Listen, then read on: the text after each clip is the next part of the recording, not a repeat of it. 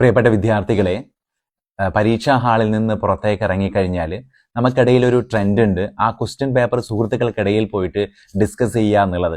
ഈ ഡിസ്കഷനിൽ നമ്മൾ എഴുതിയ ഏതെങ്കിലും ആൻസർ തെറ്റിപ്പോയി എന്ന് നമ്മൾ തിരിച്ചറിയുമ്പോൾ നമ്മുടെ മനസ്സിൽ ചെറിയൊരു ടെൻഷനും സ്ട്രെസ്സും വരാനുള്ള സാധ്യതയുണ്ട് എന്നുള്ളതാണ്. അപ്പോൾ നമ്മളെ ബ്രെയിനിനെ സംബന്ധിച്ചിടത്തോളം ഇങ്ങനെ ഒരു ടെൻഷനും സ്ട്രെസ്സും വരുമ്പോൾ നമ്മുടെ നെക്സ്റ്റ് ലെവൽ പെർഫോമൻസിനെ അത് ബാധിക്കുകയും ചെയ്യും എന്നുള്ളതാണ്.